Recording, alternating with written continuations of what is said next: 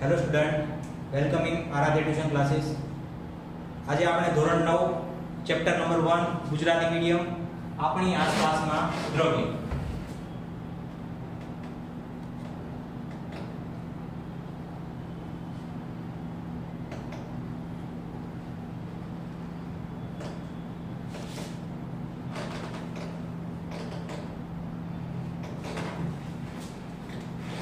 પ્રશ્ન થાય કે દ્રવ્ય એટલે શું?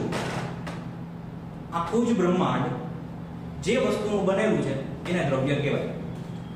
સામાન્ય રીતે વાત કરીએ તો આખું જ બ્રહ્માંડ જે વસ્તુનું બનેલું છે, તો તમે તમારી આસપાસ જે પણ વસ્તુ જોઈ શકો, દાખલા તરીકે પેન, પેન્સિલ, પેપર, આ બધી જ વસ્તુનો સમાવેશ દ્રવ્યની અંદર થશે. તમે સવારમાં ઉઠો છો અને બ્રશ કરો છો તો બ્રશનો પણ સમાવેશ એક દ્રવ્યમાં થશે. બપોરે તમે જમો છો તો ખોરાક પણ એક પ્રકારનું દ્રવ્ય છે. તો સામાન્ય રીતે આપણે દ્રવ્યની વ્યાખ્યા આપવી હોય તો શું આપી શકીએ? દ્રવ્ય એક એવો પદાર્થ છે કે જેને કંઈક વજન છે અને કંઈક જગ્યા રોકે છે. જે પદાર્થ વજન ધરાવે છે અને એને રહેવા માટે કંઈક જગ્યાની જરૂર છે, તો એ પદાર્થ છે આપણા માટે દ્રવ્ય. તો આપણે લખી શકીએ જે પદાર્થ વજન ધરાવે છે, વજન પણ કહી શકીએ અને જોડે જોડે દળ પણ કહી શકીએ કે જે પદાર્થને કંઈક દળ છે અને પદાર્થ જગ્યા રોકે છે, તે પદાર્થ આપણા માટે થશે દ્રવ્ય.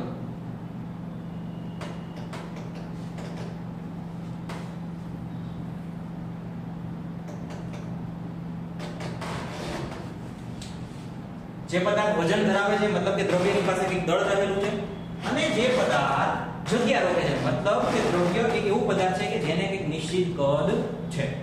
પ્રાચીન સમયમાં જે તત્વજ્ઞાનીઓ હતા એને દ્રવ્યનું વર્ગીકરણ 5 તત્વોમાં કર્યું અને જેને કહેવાય પંચતત્વ. અને એ 5 તત્વો હતા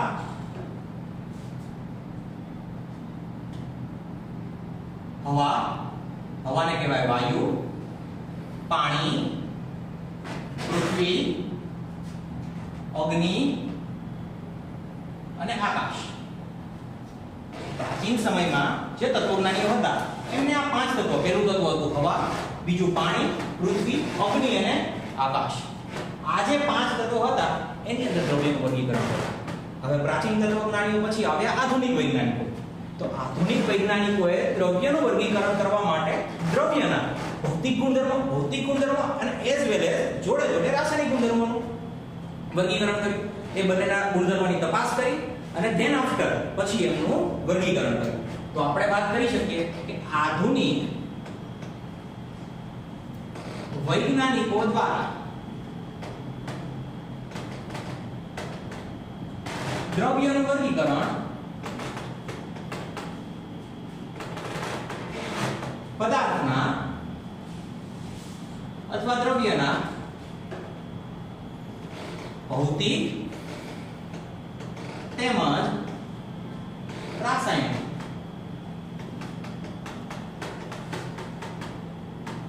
ગુણધર્મ આધારિત કર્યું.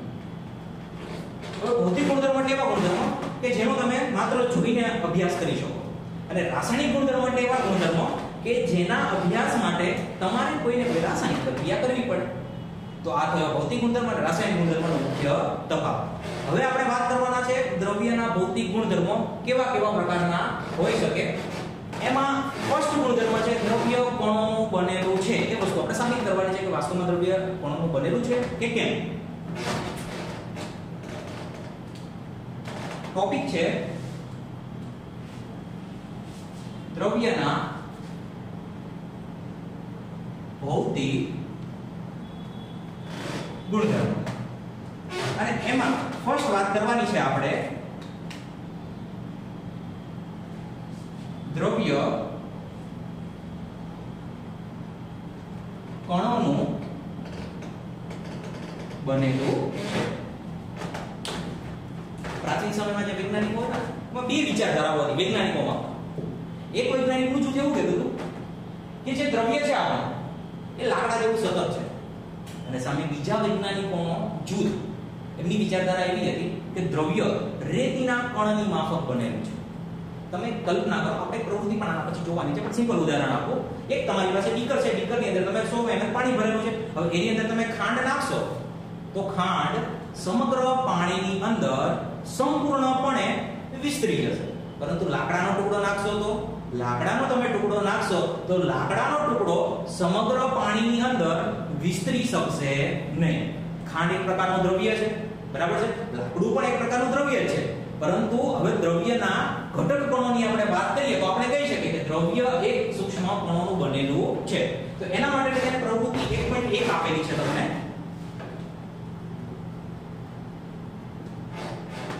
સિમ્પલ વસ્તુ છે કે એક તમારે બીકર લેવાનું છે, 100 ml નું તમારે બીકર લેવાનું છે. તો આપણે 100 ml નું બીકર લીધું. આ બીકરની અંદર પાણી ભરવાનું છે. તો આપણે પાણી ભરી દઈએ.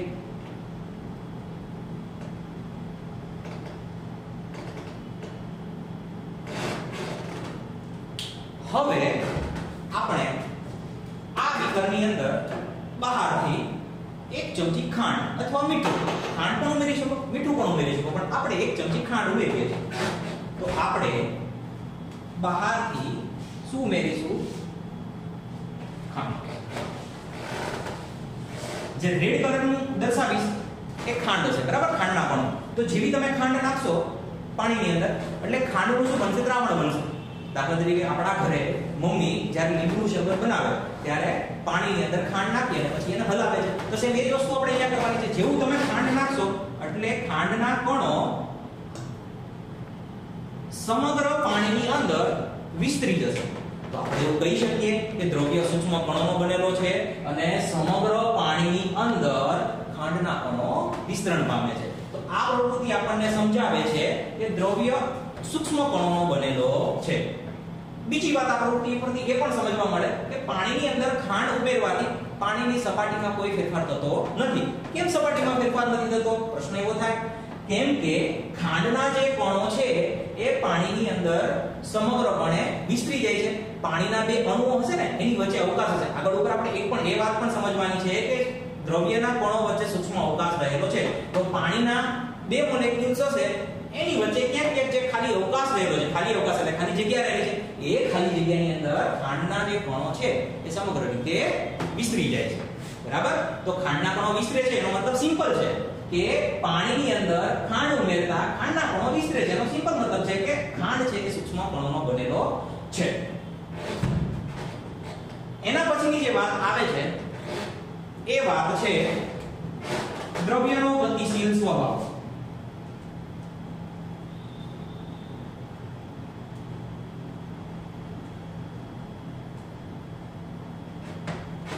આપણું જે દ્રવ્ય છે એ ગતિશીલતા પણ દર્શાવે છે. ગતિનો મતલબ હલનચલન. આપણું દ્રવ્ય હલનચલન કરી શકે છે.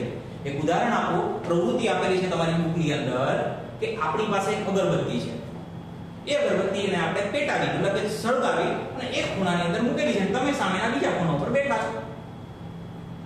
તો અગરબત્તી એક ખૂણાની અંદર જ્યારે સળગતી હશે અને થોડા સમય પછી તમે જે બીજા ખૂણા ઉપર બેઠેલા છો ત્યાં સુધી તમારી પાસે અગરબત્તીની સુગંધ પહોંચશે. હવે અગરબત્તી તો એક ખૂણામાં સળગે અને તમે તો બીજા ખૂણા ઉપર બેઠા, તેમ છતાં પણ અગરબત્તીની સુગંધ તમારા સુધી પહોંચે છે. તો આપણે સિમ્પલ વસ્તુ કહી શકીએ કે અગરબત્તીમાંથી જે દ્રવ્ય નીકળે છે, જે સુવાસ નીકળે છે એ તમારા સુધી પહોંચે. એટલે કે આપણું દ્રવ્ય છે એ ગતિશીલતા દર્શાવે છે. બરાબર?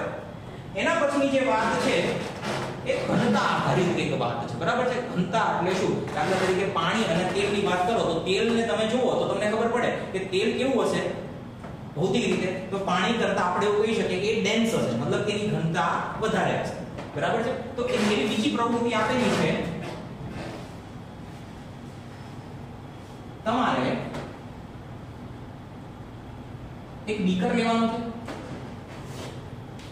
આ બીકરમાં વાદળી રંગની શાઈ, આપણી જે બોલપેન આવે બોલપેનની શાઈ, એનું એક ટીપું આવી રીતે એકદમ બીકરની જે સપાટી હોય એના ઉપર મૂકવાનું છે. તો શું થશે? આ જે ટપકું છે બરાબર છે, એનું જે બિંદુ છે એ નીચેની તરફ પ્રયાણ કરશે. આવું તમારે બીજું બીકર લેવાનું છે.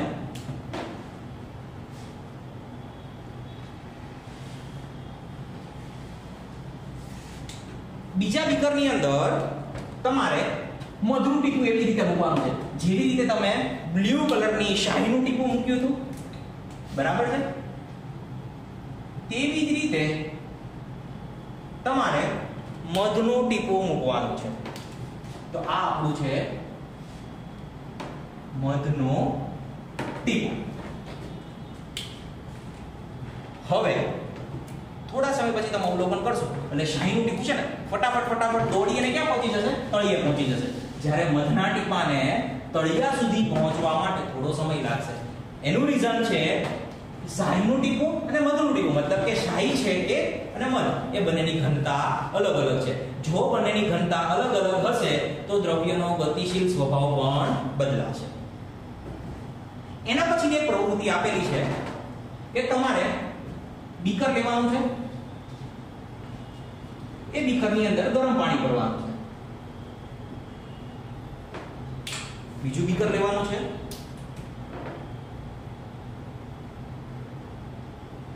અને આ બીકરની અંદર ઠંડુ પાણી ભરવાનું છે.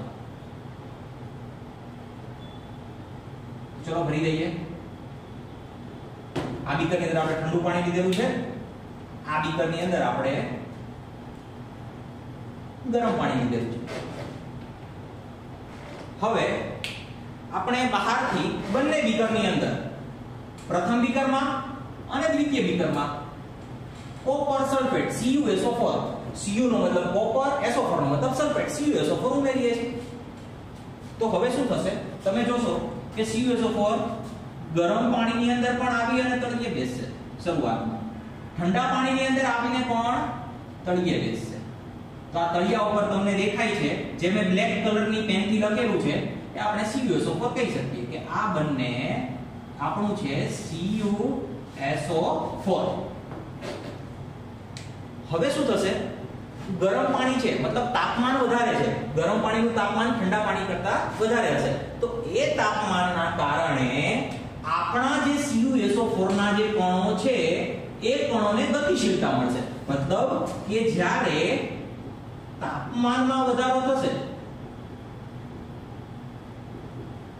ત્યારે દ્રવ્યના કણોની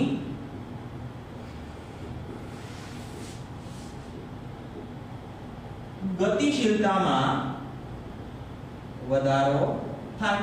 તો તમે સિમ્પલી જોઈ શકો છો કે ગરમ પાણીની અંદર તાપમાન વધારે છે એટલે એના કણો સમગ્ર પાણીની અંદર વિસ્તરણ પામશે.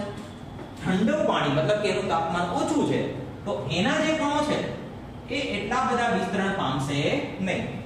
તો અંતે થોડો સમય પછી તમે અવલોકન કરશો તો ઠંડા પાણીની અંદર તમને એક પ્રકારનું નિર્બળ દ્રાવણ મળે, પરંતુ ગરમ પાણીની અંદર એક પ્રકારનું પ્રબળ દ્રાવણ મળશે. મતલબ કે પાણી અને CuSO4 મિક્સ થવાથી કોપર સલ્ફેટનું તમને દ્રાવણ મળી જશે. મુખ્ય તફાવત શું છે આપણો? કે ગરમ પાણીની અંદર તાપમાન વધારે હોય ત્યારે દ્રાવ્યના કણોની ગતિશીલતામાં વધારો થાય. બરાબર છે? તો આ હતો આપણો દ્રવ્યના ભૌતિક ગુણધર્મની વાત. હજી એક ગુણધર્મ આવે છે કે દ્રવ્યના કણો, આપણે કીધું કે દ્રવ્ય કણોનું બનેલું છે તો એ કણો કેટલા સૂક્ષ્મ હશે તો એની વાત કરી દઈએ આપણે.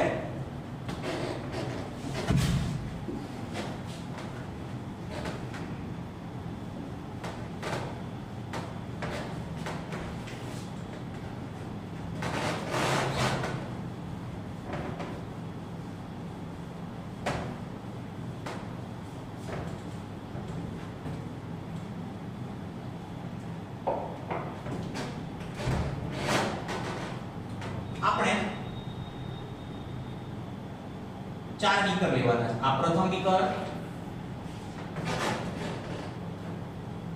આ બીજું બીકર,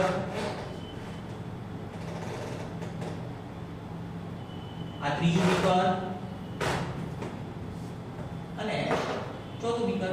નામ આપી દઈએ: beaker number 1, beaker number 2, beaker number 3 અને બીકર નંબર 4. ચારે ચાર બીકરની અંદર આપણે એક સરખું પાણી ભરી દઈએ. ચલો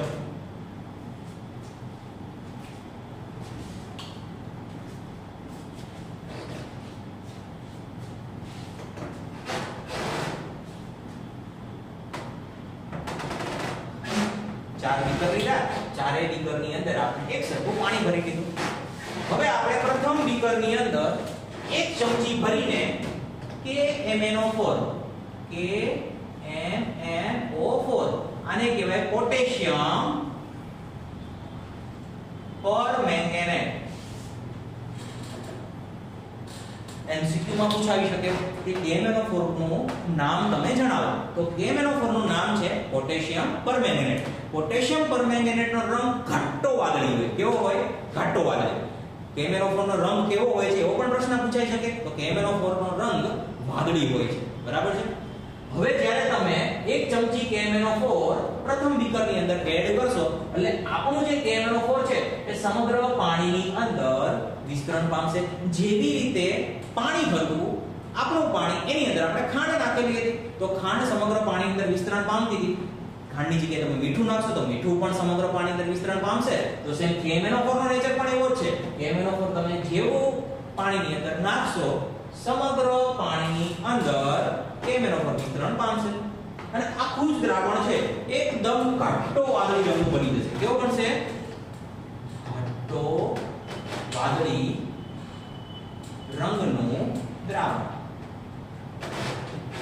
હવે તમારે એક કસરણી લેવાની છે અથવા કોઈ એવું માપન લેવાનું છે કે જે માપન વડે તમે પ્રથમ બીકરમાંથી 10 ml દ્રાવણ, કેટલું? 10 ml 10 ml દ્રાવણ તમારે લેવાનું છે અને દ્વિતીય બીકરમાં નાખવાનું છે. બરાબર છે. તો આ બીકરનો રંગ તમને વાદળી મળશે.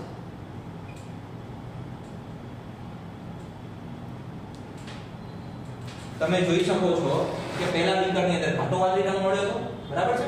બીજા બીકરની અંદર તમને સામાન્ય વાદળી રંગનું દ્રાવણ મળશે. બરાબર છે. આ બંનેના રંગની તફાવત કરીએ તો આનો રંગ ઘાટો હશે, આનો રંગ આછો હશે. તો હા મિત્રો, આપણે એવું તો કહી શકીએ કે બીજા બીકરની અંદર KMnO4 ના થોડા ઘણા અંશે પણ દ્રવ્યના કણો આવેલા છે. તો આપણે એને પણ વિસ્તૃત દર્શાવી દઈએ. ચલો આની અંદર આપણે KMnO4 ના થોડા કણો આવેલા છે.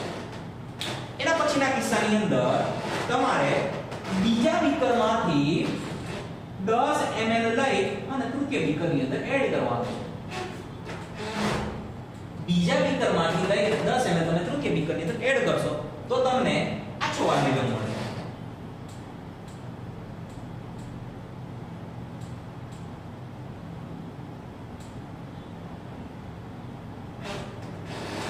એના પછી વળી પાછું તમે તૃતીય બીકરમાંથી 10 ml લઈ અને ચોથા બીકરની અંદર ટ્રાન્સફર કરશો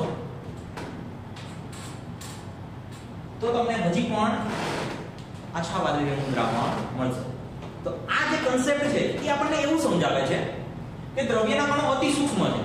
બરાબર છે.